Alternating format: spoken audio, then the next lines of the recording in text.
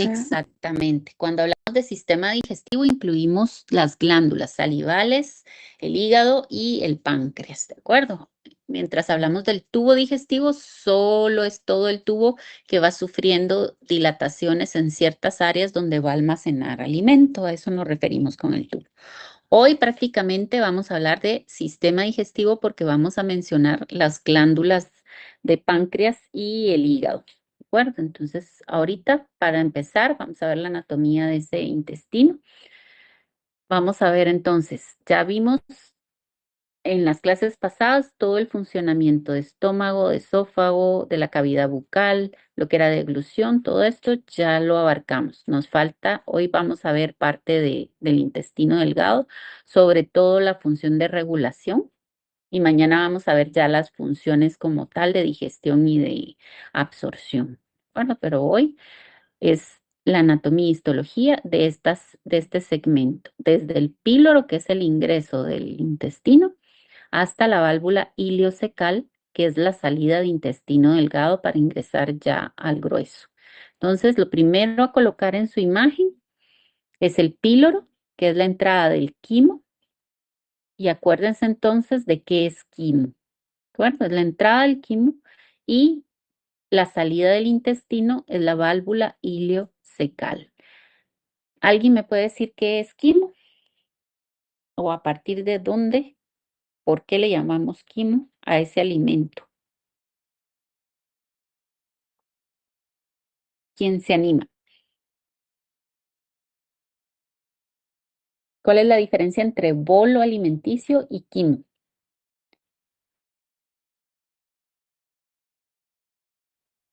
Doctora, buen día. ¿Sí?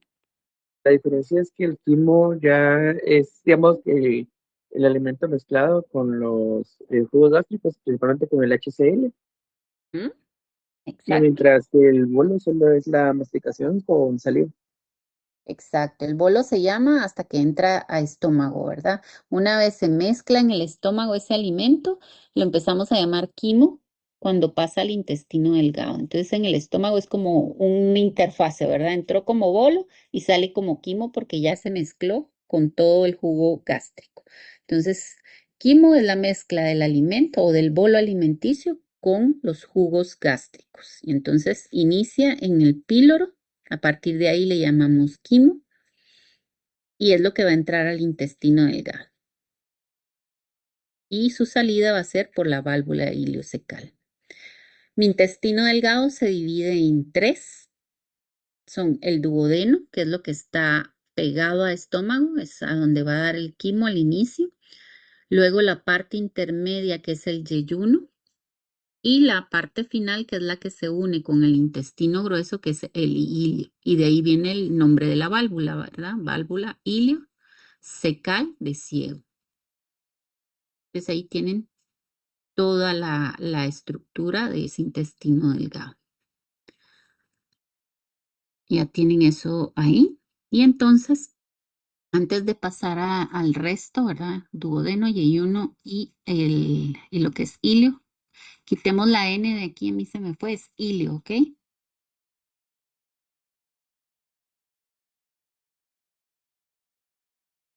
Es el ilio. Entonces, una vez tenemos eso claro, ubiquemos nuestras glándulas, ¿dónde van a estar? Voy a tener el páncreas, que lo pueden ubicar ustedes acá de una vez. Está justo en la curvatura donde se une estómago con intestino. En este espacio es que va a quedar el páncreas.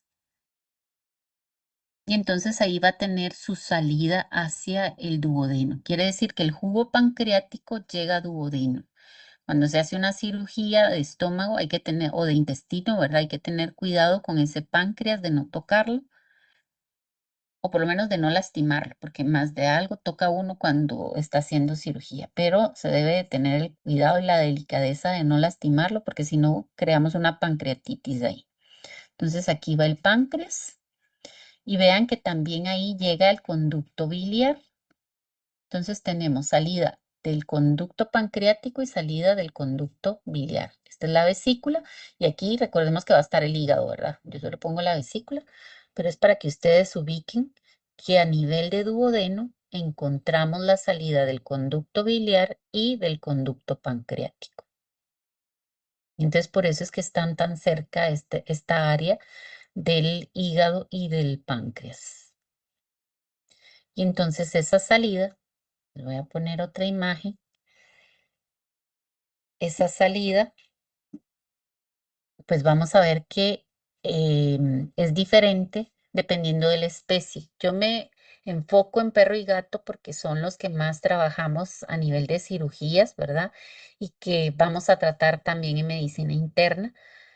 ¿Por qué un bovino o un, ¿cómo se llama esto? Un ave, cabras, etcétera? No les voy a dar el mismo tratamiento, no, van más para producción. Si se va a morir o si tiene algo que no, de una vez la mandan a rastro, ¿verdad? A menos que tenga un valor genético como tal. Pero en general, estos son los que más vemos. Entonces, observen en el gato qué diferencia ven entre el conducto pancreático de gato y el de perro, que me imagino que ya lo vieron en anatomía y ya lo vieron en patología.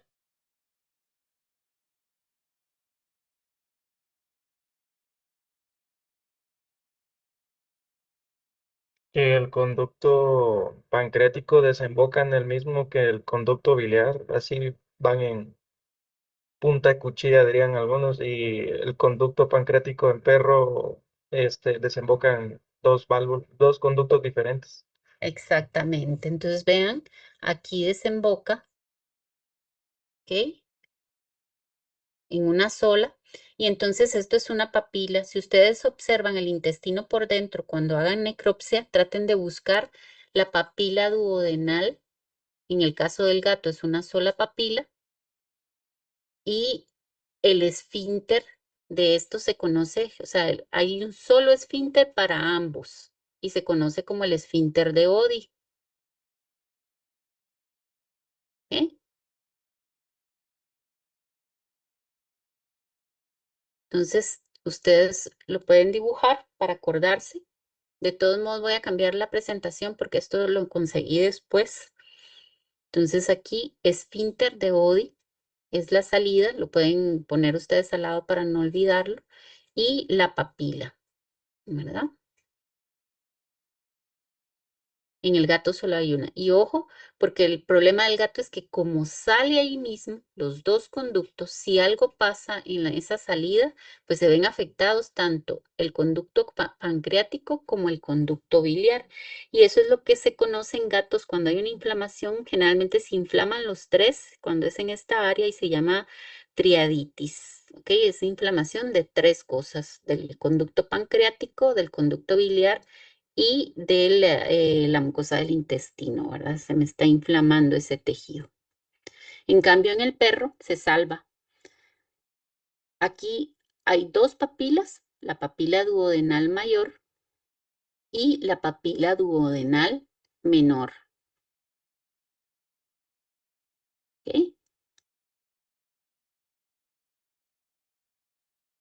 Mayor y menor. El perro sí tiene dos papilas, una mayor y una menor, que se ve como un bultito.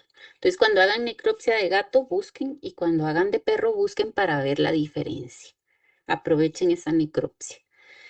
Y entonces el perro se salva porque, a pesar de que también se le conoce a esta unión del conducto pancreático y del biliar como esfínter de Oddi, realmente ese esfínter abarca más que nada el de la vesícula biliar, más que del conducto pancreático.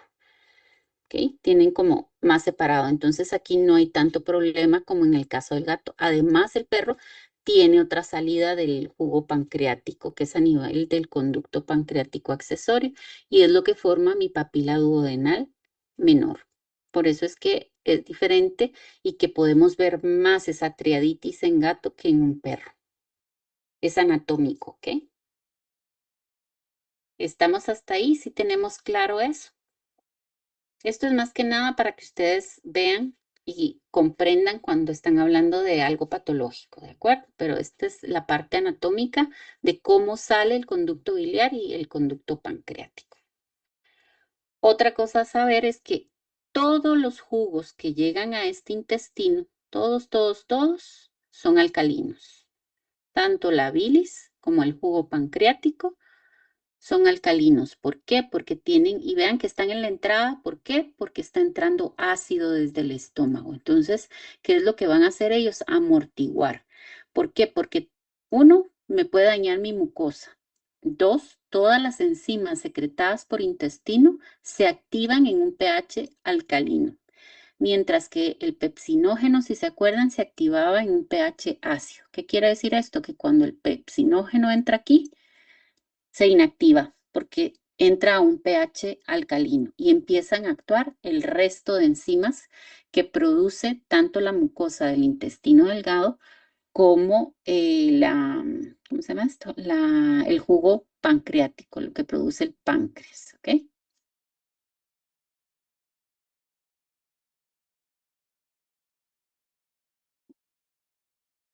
Y entonces, recordando histología, ya se lo saben ustedes más de memoria que yo, ¿verdad? Ese intestino, toda la parte histológica, cómo está conformado, la parte más externa que ustedes ven acá, supuestamente es la serosa, ¿de acuerdo? Que es esto que está acá. Luego tienen la muscular longitudinal, luego la muscular circular y por último tienen submucosa y mucosa. Y eso lo han visto ustedes los que ya han hecho necropsia, han hecho corte histológico y ven, esta es característica esa foto, ¿verdad? Entonces, acá lo importante, porque todas las capas son iguales al resto del tubo, pero aquí en el intestino lo que me interesa es la mucosa. ¿Por qué? Porque es la que va a permitir secreción de enzimas hacia el lumen, secreción de hormonas hacia medio interno y va a permitir la absorción de los nutrientes. O sea que mi intestino sí puede digerir, o sea, tiene función digestiva química y tiene función de absorción, a diferencia del estómago, que solo tenía función de digestión. ¿Ok? El estómago glandular. Si hablábamos de preestómagos, ahí sí teníamos función solo de absorción. Vean cómo cambia la mucosa dependiendo de cuál es la función que está llevando a cabo. Es la que más cambia a lo largo del tubo. Y entonces tienen en su hojita para que veamos la parte histológica y podamos ver cómo funciona ese tubo gastrointestinal. Tienen la parte más externa, que es la serosa. Si ustedes quieren, la pueden pintar para diferenciar. Luego tienen la muscular longitudinal, que es la que sigue, la muscular circular, y vamos a ver que cada una tiene una función. Luego tienen la mucosa, que tiene pliegues, porque eso me aumenta la superficie de absorción. Los pliegues que están aquí de la mucosa, su función es aumentar la superficie de absorción. Y además de eso, la mucosa tiene vellosidades, que es lo que tienen que indicar. Y vean que tiene vellosidades y ahí mismo tiene las criptas del Ibercum, que son donde se da la secreción, ¿verdad? Son las glándulas que van a secretar tanto secreción exocrina hacia medio externo como secreción endocrina hacia medio interno. Entonces, ahí tenemos que ubicar medio externo, que es el lumen, por donde va el líquido intestinal o el jugo intestinal, con todas las secreciones de la bilis y el páncreas. Y aquí entonces tengo mi vellosidad, pero también tengo criptas. Mi vellosidad, su función es absorber y las criptas son donde están las glándulas y es donde se va a dar la secreción. Igual que en el estómago, si se acuerdan, tiene una forma muy similar a las del estómago. Y entonces me va a dar secreción exocrina hacia el lumen, que está de este lado. Este sería el lumen. Y acá tienen medio interno, ¿verdad? Que es la pared. Entonces, eso es el medio interno. Luego tienen entonces, ya nos pasamos, quitamos una vellosidad, que es lo que nos interesa. Jalamos para acá. Y entonces ahí tienen que señalar todos estos de acá. son enterocitos. Todos, todos, todos, todos. ¿Ok?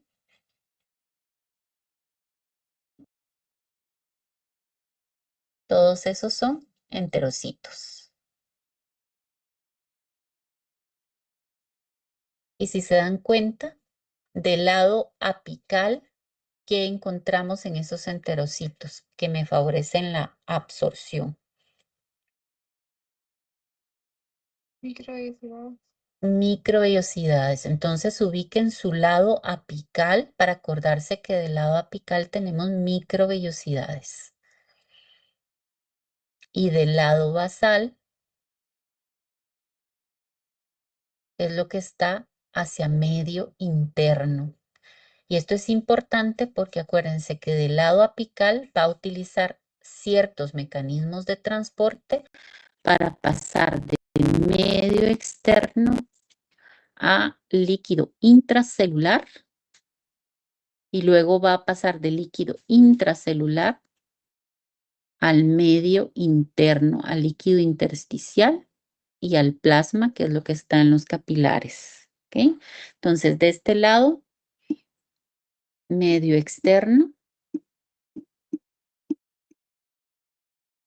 Y acá tenemos nuestro medio interno, porque es donde está el espacio intersticial, que es este,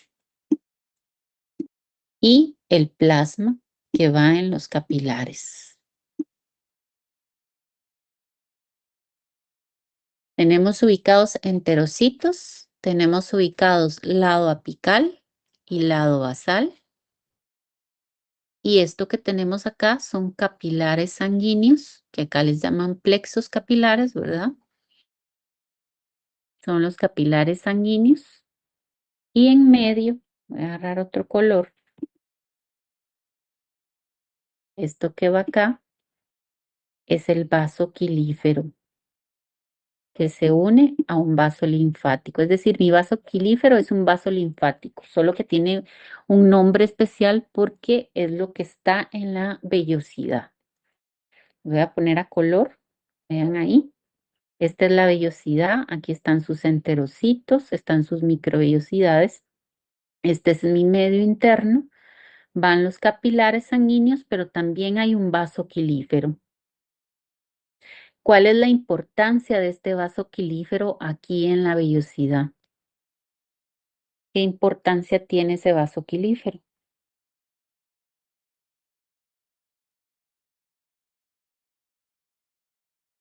¿O qué diferencia hay entre la función que tienen los capilares a ese nivel y el vaso quilífero? ¿Cuál es la función de los capilares ahí? ¿Qué hacen esos capilares? Intercambio de nutrientes. ¿Intercambian nutrientes o absorben los nutrientes que vienen? Solo nutrientes. Absorben. Y entonces el vaso quilífero, ¿qué función va a tener que no pueden hacer los capilares? ¿Qué absorben los capilares y qué no pueden absorber? ¿Qué es lo que absorbe el vaso quilífero? Absorber grasas.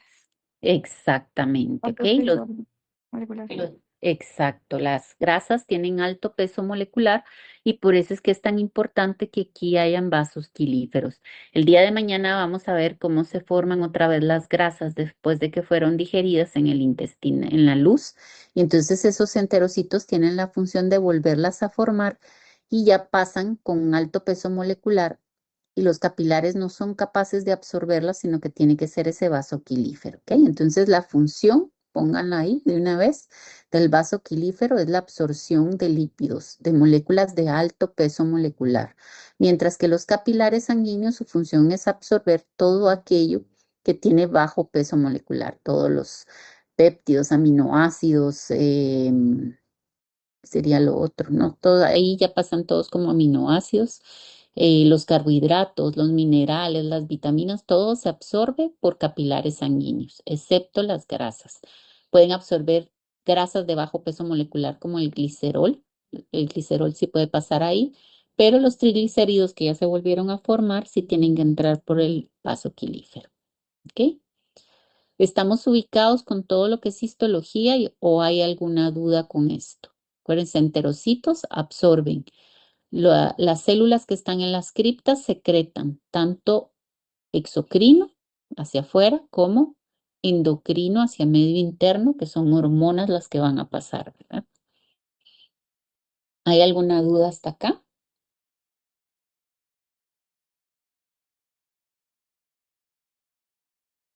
No, doctor.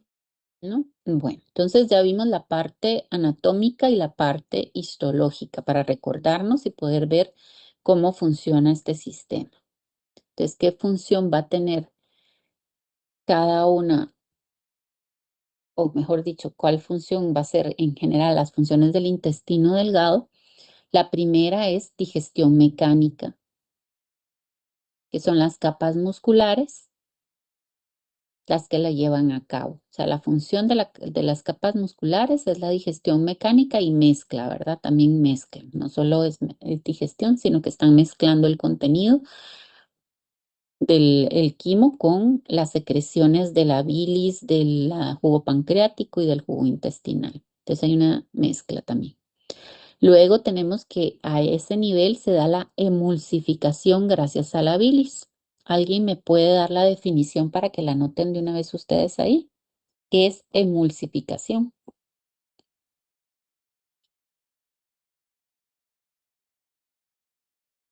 ¿Cómo definirían la emulsificación? Y acuérdense del laboratorio que tuvimos.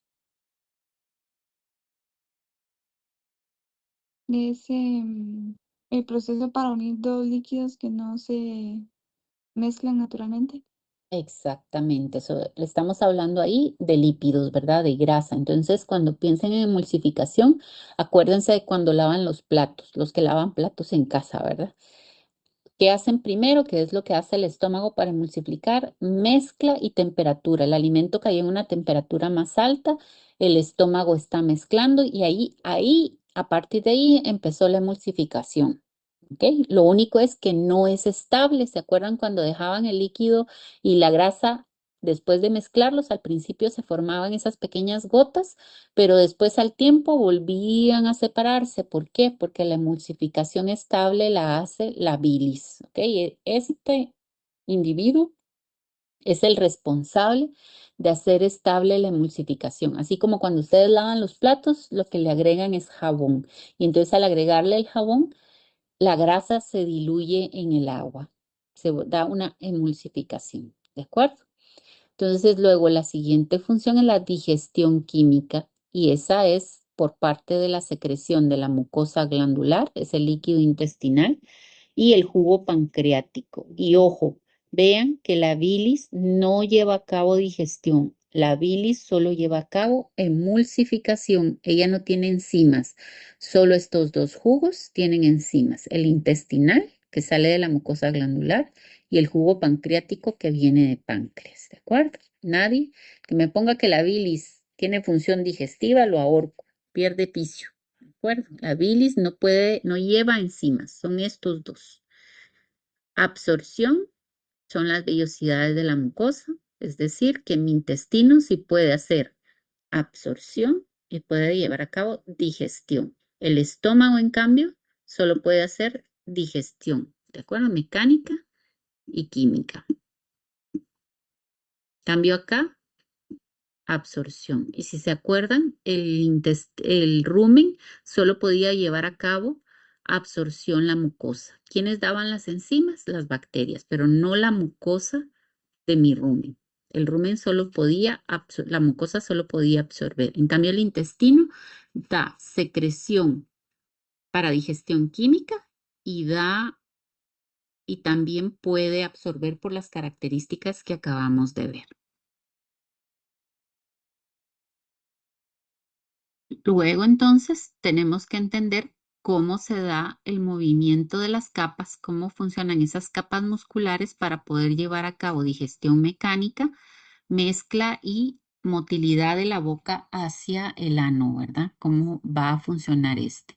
Ahí tenemos dos movimientos principales, ojo, porque después en el equino vamos a ver otros, pero aquí los movimientos peristálticos durante la digestión, ¿ok? y los movimientos segmentados.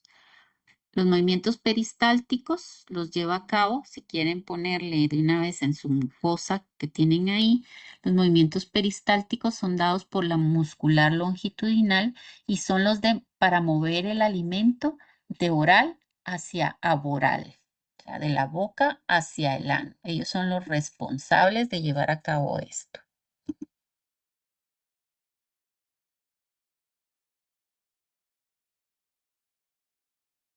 Acá tienen otra vez las estructuras para que se ubiquen. La muscular, ¿verdad? Circular, la muscular longitudinal. Y si se dan cuenta aquí, juega un papel muy importante los plexos. ¿Por qué? Porque ellos son los que saben en dónde está el alimento. Entonces son los que al final deciden qué lado se va a contraer y qué lado se va a dilatar. Cuando estamos viendo el proceso de peristalsis, se dan cuenta ustedes que es en donde está el bolo, hacia la boca va a estar es donde inicia la contracción. Del lado posterior al bolo, en dirección al ano, se dilata. ¿Por qué? Porque la idea es comprimir para empujar el bolo y que del otro lado esté dilatado para que sea fácil que camine el bolo. Pero ¿quién puede saber dónde está exactamente esto? Es el plexo. El vago manda la señal para que haya contracción, para que se sepa que hay digestión, pero el punto exacto dónde contraerse y dónde dilatarse, quien lo conoce es el plexo mioentérico. Y por eso es que se habla de un cerebrito intestinal, porque es el que realmente al final decide dónde se contrae y dónde se dilata. Ojo, cuando hay algo que está lastimando la mucosa, que está causando dolor, ese plexo es el responsable de que por atrás se dé la contracción y adelante se dilate, intentando empujar la sustancia o el objeto o lo que esté causando daño en la mucosa. Bueno, está tratando de empujarlo hacia ano para que salga.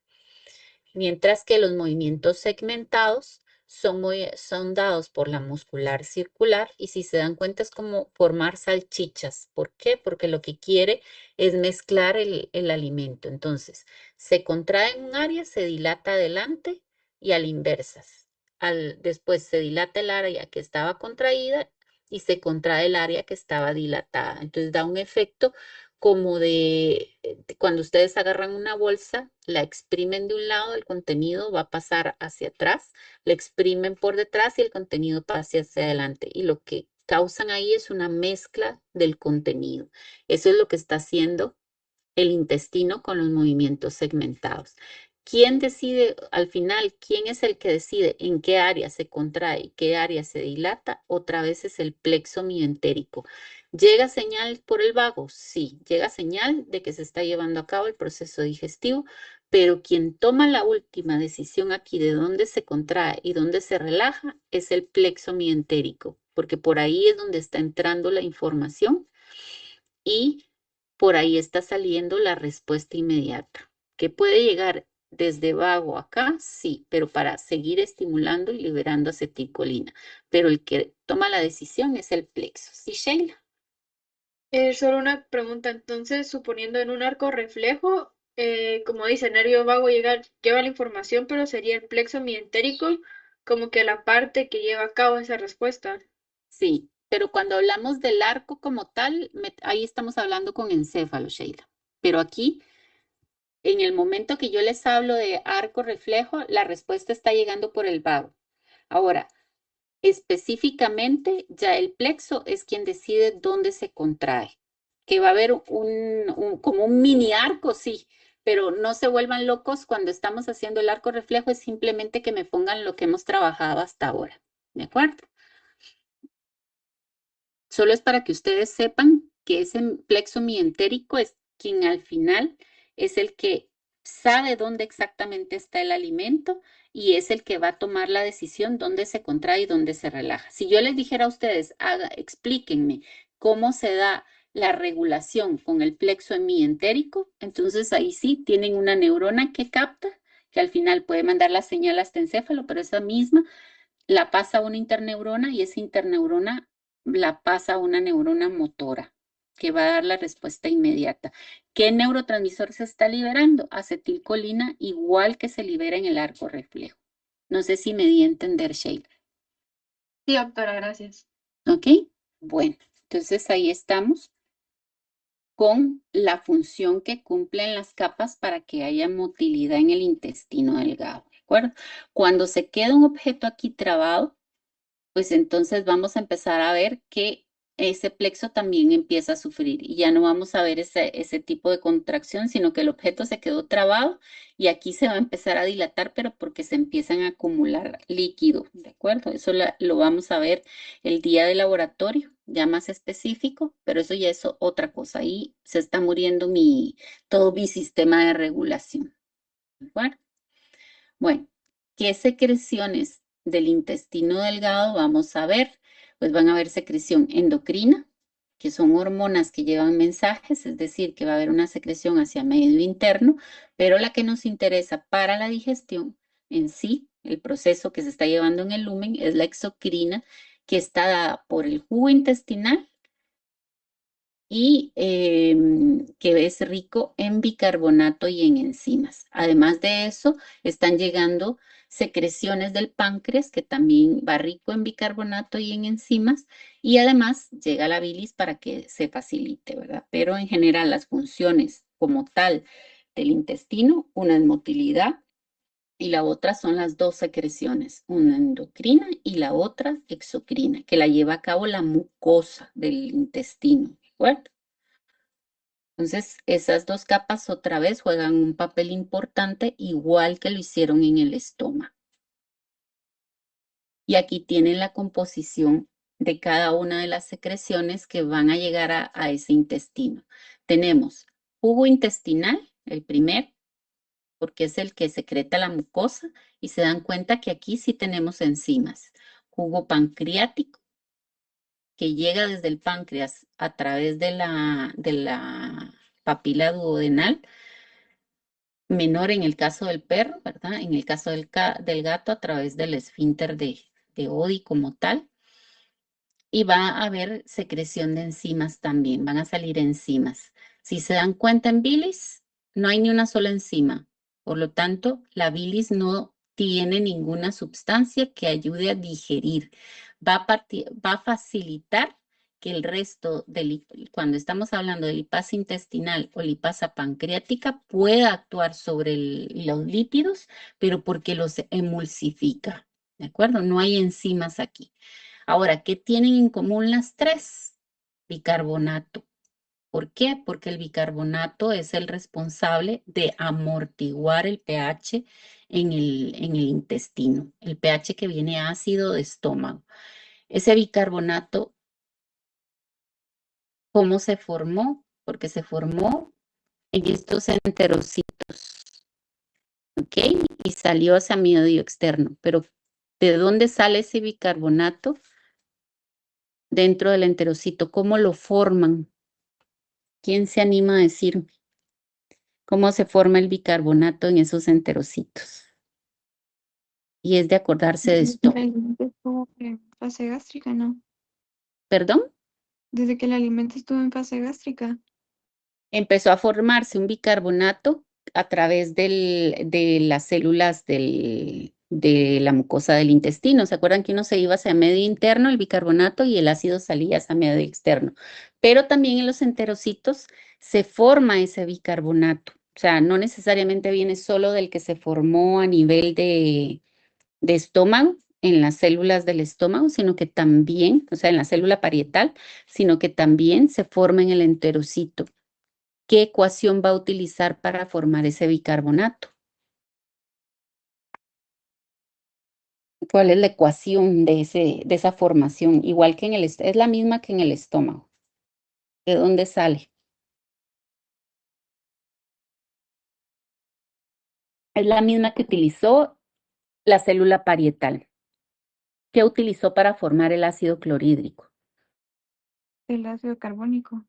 Exacto, es decir, utilizó, porque me lo dejan a medias, ¿qué utilizó? CO2, se unió CO2 más agua, y formó el ácido carbónico. Y ese ácido carbónico se convierte entonces en bicarbonato y y un hidrógeno. Ahora, ¿quién sale? En este caso, ¿qué pasa con el bicarbonato y qué pasa con el hidrógeno? Aquí se formaron, me dieron hidrógeno y bicarbonato. ¿Quién sale hacia medio externo y quién se va para medio interno?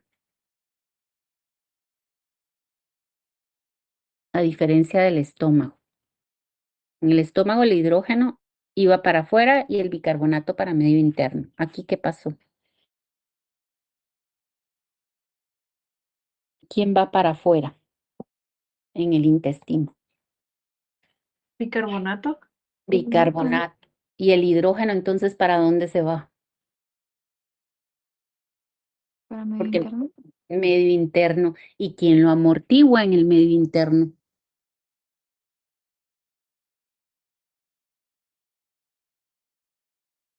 ¿Quién va a amortiguar siempre? Es bicarbonato. Exacto. Y fue el bicarbonato que se formó en la célula parietal y que fue hacia medio interno. Entonces vean Mm. qué sincronizado está todo, que en estómago se produjo hidrógeno para afuera y ese hidrógeno va a ser contrarrestado con el bicarbonato que se produce a nivel de intestino y de jugo pancreático y de bilis. Se amortiguaron en el lumen. Y el bicarbonato que se fue para medio interno, que formó la célula parietal, va a amortiguar el ácido que va a ir a medio interno para poder secretar bicarbonatos. Están jugando ahí, ¿verdad? Porque ambos van a servir para algo y ambos están amortiguando del lado del medio externo y del medio interno. ¿Se dan cuenta? Entonces, por eso es importante que estén funcionando bien. Si no, si hay vómito, por ejemplo, ya perdí mi hidrógeno a través del vómito y mi medio interno se está quedando con el bicarbonato porque no tiene a quien amortiguar después. ¿Ok? Entonces, por eso son los cambios de pH. Eso lo vamos a ver más específico el día del laboratorio, tanto el miércoles con proyecto integrado como el jueves. Vamos a ver ya a nivel de intestino. Entonces, eso sí, vayan pensando, porque todo eso es un juego, ¿verdad? Lo bonito es jugar con los resultados. Entonces ahora, ya conociendo de dónde proviene la bilis, conociendo de dónde viene el jugo intestinal y el jugo pancreático, pues nos vamos a la regulación del funcionamiento de ese intestino, que vamos a ver que regula en sí también otros órganos efectores, porque este es un órgano efector, ¿de acuerdo? Y entonces vamos a tener el funcionamiento o ese órgano efector va a funcionar también en las tres fases. ¿Cuáles serán cuáles son las tres fases de la regulación del proceso digestivo? La fase cefálica, que ya vimos, la fase gástrica y la fase duodenal. ¿Alguien me puede decir de qué trata la fase cefálica? Del estímulo y los sentidos. Es decir, de dónde provienen los estímulos, de los sentidos, ¿verdad? Mientras que en la gástrica, ¿dónde está el estímulo o quién provoca el estímulo? El alimento dentro del estómago. Ajá. Entonces, en la cefálica, el alimento estimula, pero está fuera del estómago, es decir, está antes de llegar a estómago, está en el medio, totalmente en el medio que rodea al animal, ¿verdad? Puede estar en boca, puede estar en esófago, pero no ha llegado al estómago, o sea, estamos totalmente fuera de estómago. Fase gástrica es cuando el alimento entra al estómago y empieza a estimular. Fase duodenal, cuando el alimento entró al intestino. Pero durante todas estas fases, el intestino empieza a trabajar igual que lo hizo el estómago. Pero aquí ya les meto yo dos órganos más efectores y por eso decimos que estamos hablando del sistema digestivo y no solo del tubo digestivo. ¿Por qué? Porque está presente. Este le va a decir a estómago qué hacer, que ya lo vimos. Tenemos que recordar las capas, que son realmente los órganos efectores. Y aquí nos aparece ya vesícula biliar y nos aparece hígado. ¿Ok? Y otro órgano efector va a ser el páncreas. O sea que, y aquí juntamos todos los órganos efectores que van a tener una función en mi proceso digestivo. Glándulas, estómago e intestino delgado. Nos enfocamos en el duodeno porque es a donde llegan el jugo pancreático y la bilis, ¿ok? Entonces, vamos a hablar primero de la fase cefálica. Acuérdense que la fase gástrica es casi que igual el resultado de la fase cefálica, ¿de acuerdo? Solo que el estímulo es diferente. Entonces, vamos a iniciar con la cefálica. Estímulos, ¿cuáles pueden ser un estímulo? ¿Quién me dice un estímulo en la fase cefálica?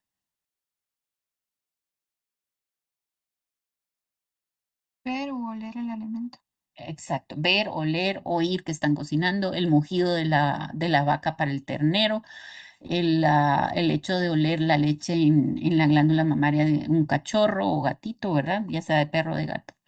Ese es el estímulo. Luego entonces tiene que haber receptores para esos estímulos. Si el perro olió el alimento, ¿dónde están los receptores de ese olor? Quimioreceptores de la nariz. En la nariz. Exacto, de la mucosa nasal, ¿verdad? Los quimiorreceptores de ahí. Si estoy viendo, el animal está viendo, son los fotorreceptores y así nos vamos. Este ya lo conocen ustedes. Esta es la regulación nerviosa de esas fases, ¿verdad? Luego tengo una vía aferente. ¿Qué tipo de neurona es la que encuentro acá?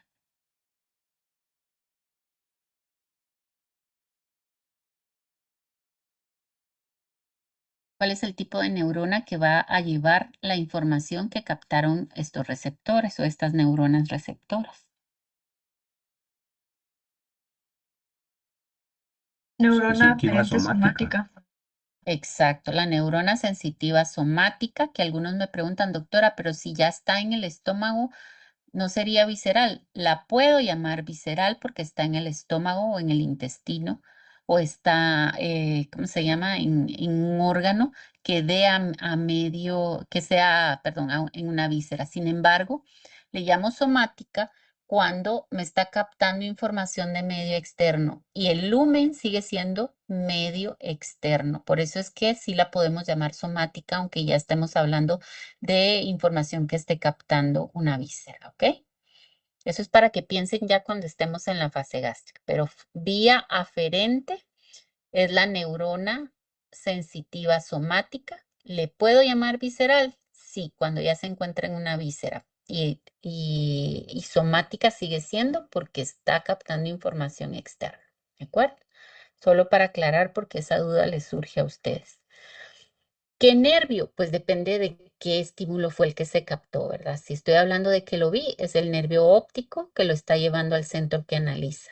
O si es olfato, pues va a ser el nervio olfatorio y así nos vamos, ¿de acuerdo? Si ya estamos en esófago o a nivel de la faringe y demás, puede ser el vago, pero el nervio cambia dependiendo dónde se captó el estímulo.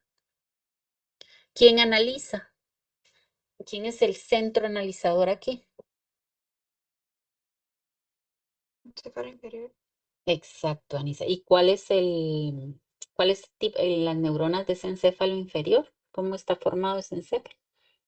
Neurona superior extrapiramidal.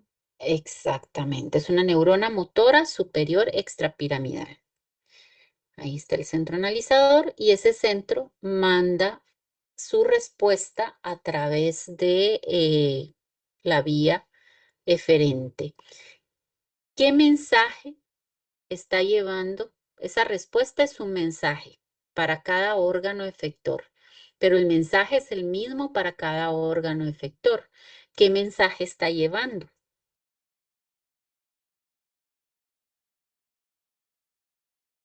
Cada uno va a dar una respuesta, porque este va a secretar, este va a secretar y a moverse, este va a secretar y a moverse y esta va a contraerse. Pero ¿cuál es el mensaje importante para cada uno de ellos? Es el mismo mensaje exactamente igual. ¿Quién me lo dice?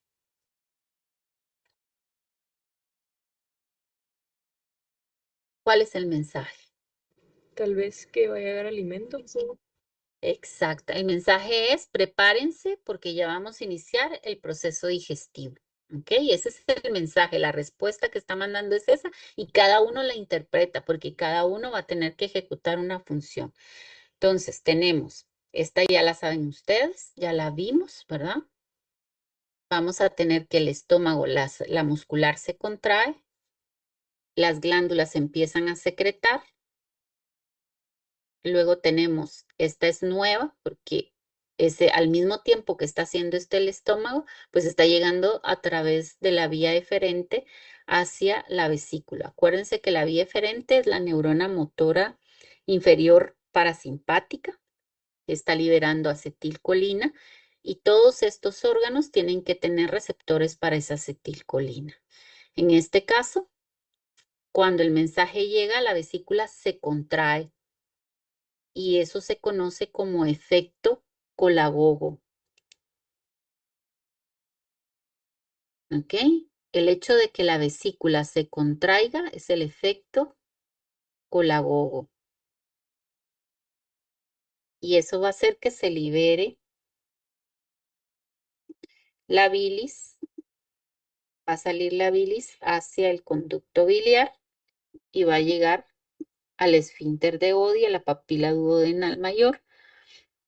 Y la bilis va a caer en el lumen del intestino, en duodeno. ¿Ok? Luego tenemos que también ese nervio vago va a inervar páncreas y va a hacer que produzca el jugo pancreático rico en enzimas. Va a llegar a los acinis a estimularlos a que produzcan enzimas. Va a llegar a la capa muscular del intestino para que empiece a moverse. Va a llegar a la mucosa para que empiece a secretar el jugo gástrico, intestinal. Y también va a estimular la producción de gastrina en las células G de la mucosa, que esto va a ir a dar a medio interno.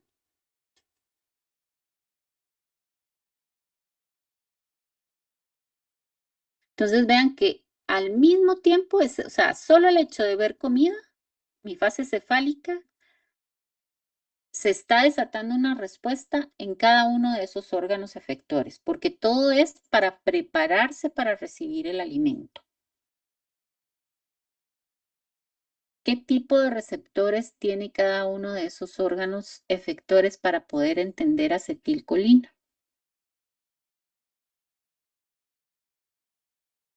¿Cómo se llama? Colinérgico, muscarínico.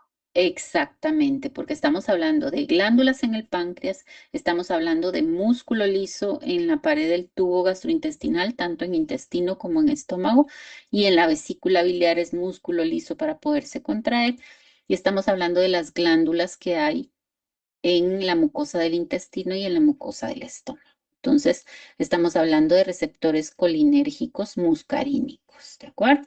Entonces, efecto Colagogo, que es una palabra, es una definición nueva que tienen ustedes, creo que ya la buscaron, si no estoy mal. Y la gastrina, que es la hormona que va a medio interno, que se libera con este estímulo, pues va a tener la misma reacción que vimos de la gastrina que se produce a nivel de estómago, va a ir a estimular a las células parietales a que produzcan más ácido y va a ir a estimular movimiento en las capas del estómago y va a causar otra vez efecto Colagogo, es decir, que también estimula a la vesícula para que se contraiga. Tiene efecto Colagogo tanto la acetilcolina como la gastrina. Alguien me preguntaba, doctora, entonces, ¿los dos son neurotransmisores? No, ojo, neurotransmisor es la acetilcolina y la gastrina es una hormona. ¿Ambos son mensajeros? Sí, los dos llevan un mensaje, pero una es una hormona que viaja por sangre y el otro viaja por nervio, ¿ok? Juega el mismo papel que vimos en estómago.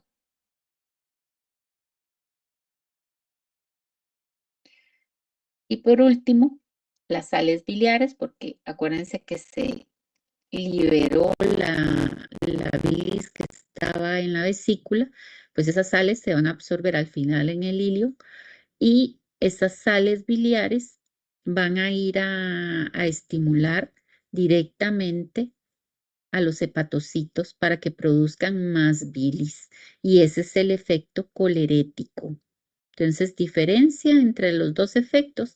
El colagogo estimula contracción de la vesícula y el colerético, que son las sales biliares, solo las sales biliares pueden estimular más producción de bilis o más producción de sales biliares como tal, ¿verdad?